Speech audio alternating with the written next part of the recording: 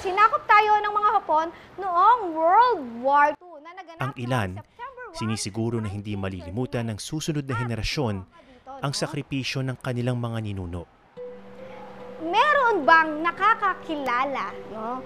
Yan, ang mga Malaya Lolas.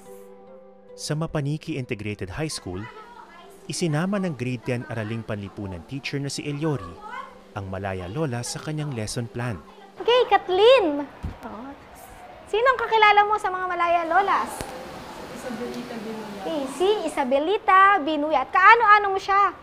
Kasi po yung mga Malaya Lolas po, hindi po sila nakasulat sa libro or sa kahit na ano pong itinuturo dito sa school. Pero po sila po ay parte po ng kasaysayan, lalo na po ng aming barangay, Mapaniki.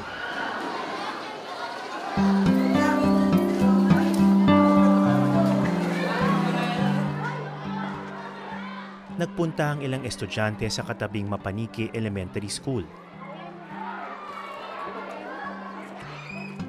Matatagpuan sa likod nito ang isang munting bantayog na nagbibigay pugay sa mga bayani ng Mapaniki.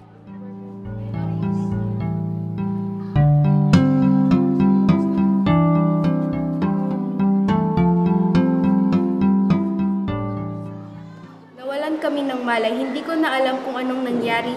Nag-iiyak na lang po ako. Ito po ang karanasang hindi ko po malilimutan noong panahon ng Hapon.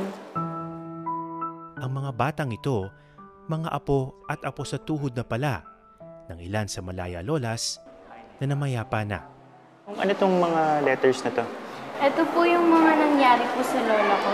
Then ito po yung handwritten niya. Bilang isang estudyante, bakit sa tingin mo importanteng inaaral pa rin yung mga nangyayari sa nakaraan? Kumbaga maging motivation din po sa mga kabataan po ngayon na huwag po basta-basta magpapaapi kahit po ano po mangyari. Hanggat po may buhay, may pag-asa po tayo. Ano yung pakiramdam mo doon? Nauubos na rin yung kanilang grupo. Nalulungkot po dahil na hanggang ngayon po hindi po nila na kukuhang inaasam po nilang katarungan.